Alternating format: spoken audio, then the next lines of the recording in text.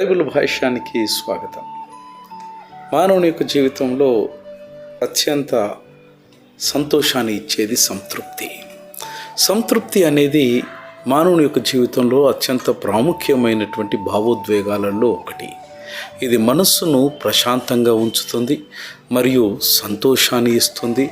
ఇది కేవలము ఒక అనుభూతి మాత్రమే కాదు, కానీ వ్యక్తి యొక్క లక్ష్యాలను సాధించినప్పుడు, అవసరాలు తీర్చుకున్నప్పుడు వచ్చేటువంటి ఒక తృప్తికరమైనటువంటి పరిస్థితి సంతృప్తి. సంతృప్తి యొక్క ప్రాముఖ్యత ఆరోగ్యకరమైనటువంటి జీవనానికి ఇది దోహదం చేస్తుంది. సంతృప్తికరమైనటువంటి సంబంధాలు నెలకొల్పడానికి ఇది సహాయపడుతుంది.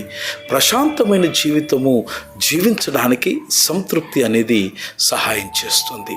సంతృప్తిని గురించి పరిశుద్ధ గ్రంథమైనటువంటి బైబిల్లో మనకు చాలా స్పష్టంగా దేవుని యొక్క మాట ఇవ్వబడ్డది. అతి శ్రేష్టమైన గోధుమలను అనుగ్రహించి నేను నిన్ను తృప్తిపరచుదునని సంకీర్తనకారుడు 81వ సంకీర్తనలో సెలవిస్తాడు. సంతృప్తి అనేటువంటిది లేదా తృప్తి అనేటువంటి ఈ పదానికి హీబ్రూ భాషలో సాబా అని లిఖించబడినది.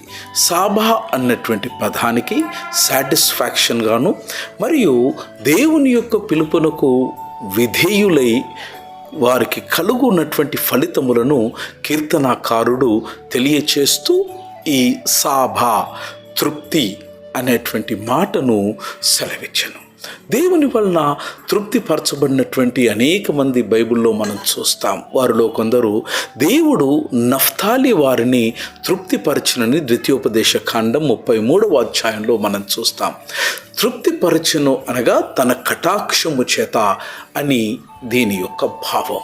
రెండవది, దేవుడు జనసమూహమును తృప్తిపరచను అన్న విషయము లూకా శుభవార్త 9వ అధ్యాయంలో చూస్తాం. అనగా ఇక్కడ తృప్తిపరచను అన్నటువంటి పదానికి తన కార్యము చేత దేవుడు తృప్తిని అనుగ్రహించనని. మూడవది, దేవుడు పౌలు గారిని తృప్తిపరచనని ఫిలిప్పీ పత్రిక 4వ అధ్యాయంలో చూస్తాం. అనగా పౌలు గారిని తన సమృద్ధి చేత దేవదేవుడే తృప్తిపరచను అన్నది దీని భావం.